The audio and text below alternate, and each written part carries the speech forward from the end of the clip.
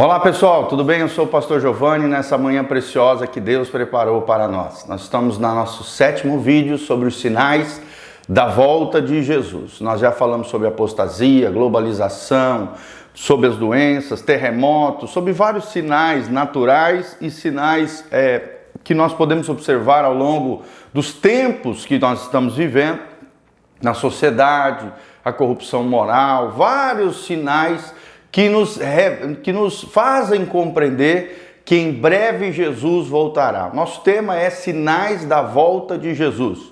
Quais são os sinais do nosso tempo, do tempo final, antes da volta de Jesus? Os discípulos, quando subiram ali no monte juntamente com Cristo, no sermão profético, perguntaram: Senhor, diga-nos quais são os sinais da volta do Cristo. E Jesus então ensina em Mateus 24 esses sinais. Do versículo 1 até lá o versículo 12, ele vai trazendo os sinais claros desse tempo final, dessa última geração, antes do arrebatamento da igreja. Então prepare o seu coração, sua vida, prepare-se diante do Senhor, porque em breve Jesus voltará. Coloque em dia a sua vida, coloque em ordem a sua casa, prepare o seu coração, seja como diz a palavra, Jesus vai vir para buscar uma noiva adornada, pura, sem mancha nem mácula, ou seja, um povo que se santifica, um povo que se consagra, um povo que leva a Deus a sério, um povo que realmente está vivendo uma vida que agrada o coração de Deus. Mas quais são os sinais da volta de Jesus? Nós já falamos, muitos deles, baseados lá em Mateus 24, 12. A Bíblia fala ali sobre a globalização, o ecumenismo, que é esse movimento mundial de fusão das religiões, a fim de levantar o anticristo. Falamos sobre o crescimento da iniquidade, falamos sobre a apostasia, a depreciação da Bíblia, e hoje nós vamos falar sobre a hipocrisia. Todos esses sinais atuais estão baseados em Mateus 24, de 8 a 13. Olha o que diz Daniel 12, 4, nós já lemos algumas vezes esse versículo, quero repetir para os irmãos. A Bíblia diz, tu, porém, Daniel, encerra essas palavras proféticas aqui na casa, no caso dele, no livro dele, sela esse livro até o fim do tempo. Muitos correrão de uma parte para outra e a ciência se multiplicará. Nunca antes nós vemos o aumento da ciência como nos dias atuais. Então, nós estamos falando sobre isso, a multiplicação da iniquidade, as características dos últimos tempos, a apostasia na igreja, a apostasia, a desvalorização da Bíblia. E hoje nós vamos falar sobre a hipocrisia e a insensibilidade espiritual, como uma das marcas da geração do fim, da geração que há de ver o advento de Jesus de Nazaré, a volta de Jesus em glória, e aqueles que estiverem preparados subirão para os ares com ele, e aqueles que não estiverem vivendo uma vida de hipocrisia e de insensibilidade espiritual, infelizmente ficarão para trás num período que a Bíblia chama de período tribulacional. Então, o que é a hipocrisia? Hipocrisia é uma espécie de impostura, é um fingimento, é uma simulação, uma pessoa dissimulada, uma pessoa falsa, com uma falsa devoção. Tem muita gente que está assim, vivendo uma vida cristã falsa, fingida, dissimulada. É isso que significa hipocrisia. A palavra hipócrita eram os atores da tragédia grega, que usavam máscaras, para dissimular os seus personagens de diferentes maneiras. E olha o que diz 1 Timóteo 4, 1 a 2, o Espírito expressamente nos diz que nos últimos tempos apostatarão da fé pela hipocrisia de homens que falam mentiras. Então, essa vida de hipocrisia é uma vida de mentira, uma vida de falsidade, é uma vida de fingimento, é uma falsa devoção com o coração duro diante do Senhor, é apenas uma casca, uma aparência de piedade.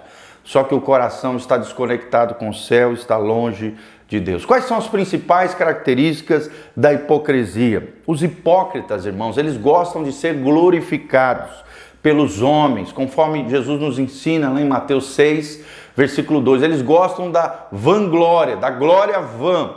de aparecer para os outros, de mostrar para os outros aquilo que não são, pois buscam a glória dos homens, a vaidade humana. Às vezes até contribuem financeiramente na obra, mas não são sinceros na sua relação com Deus. Pelo contrário, são dissimulados. E Jesus condena aqueles que assim procedem, conforme Mateus 23, 23. Aqui em Mateus 23, 23, Jesus reafirma o princípio do dízimo.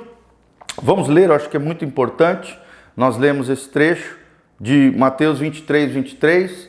Presta atenção no que nós vamos falar aqui. Mateus 23, 23. Aqui, Jesus está nos ensinando, nesse trecho da palavra de Deus, que nós devemos dar os dízimos e as ofertas, mas também devemos praticar as virtudes cristãs. Presta atenção, Mateus aqui, só encontrar aqui rapidinho, Mateus 23, 23. O texto sagrado diz: ai de vós, escribas e fariseus hipócritas, pois dizimais a hortelã, o endro e o cominho, e desprezais o mais importante da lei, o juízo, a misericórdia e a fé. Deveis, porém, fazer estas coisas, ou seja, dizimar, ofertar, mas não omitir aquelas qual? O juízo, a misericórdia e a fé. Outras versões diz a justiça, a misericórdia e a fé.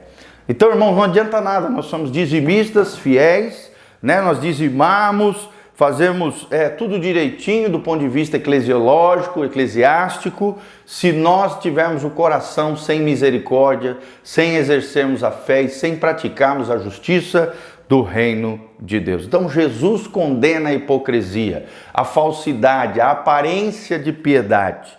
Os hipócritas são lobos fantasiados de ovelhas. Será que você não tem sido um lobo fantasiado de ovelha?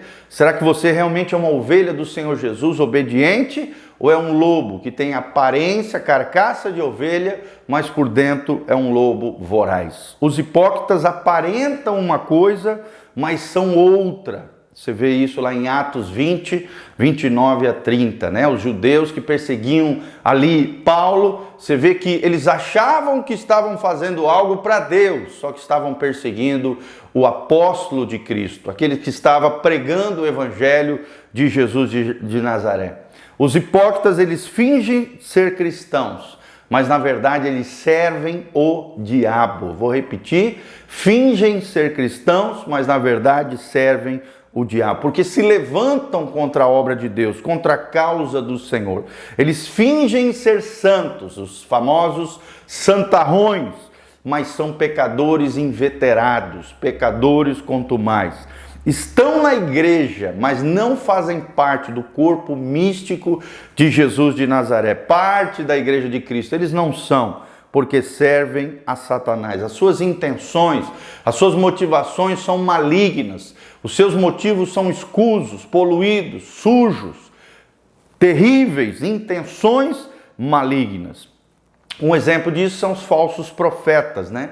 Muitas vezes motivados por interesses egoístas e demoníacos, torcem a palavra de Deus e a interpretam ao seu bel prazer. Pregadores que pregam debaixo de espíritos enganadores, como nós lemos ali em 1 Timóteo 4:1, que ensinam doutrinas de demônios, em vez da doutrina de Cristo, a doutrina da palavra de Deus. Eles injetam na vida da igreja o veneno de conceitos liberais, desvinculados completamente dos princípios divinos, da palavra de Deus. Então é a graça barata, como diz, né, aquele teólogo alemão, Dietrich Bonhoeffer. Tem a graça preciosa, que é a verdadeira graça do Evangelho de Jesus, e tem a graça barata, que é aquela graça que tudo pode, que faz graça com a graça de Deus.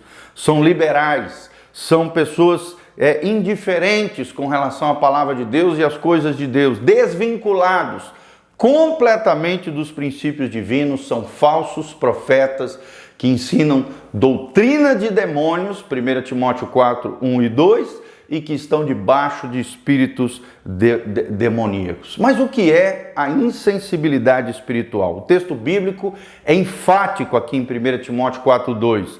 Apostatarão alguns da fé, tendo cauterizado a sua própria consciência. Cauterizar significa utilizar um meio químico ou um ferro incandescente para destruir a sensibilidade do tecido orgânico. Então, quando a nossa consciência fica cauterizada, insensível, o homem age como se fosse uma besta voraz, um animal, apenas instintivamente, apenas guiando pelos seus impulsos e desejos de forma desenfreada. É o que significa a palavra concupiscência, um desejo desenfreado. Aqueles que vivem debaixo da concupiscência não tem freio, é uma carreta, é uma patrola sem freio, se destroem e destroem todos aqueles que estão ao seu redor. Pecado é sempre pecado, meu irmão.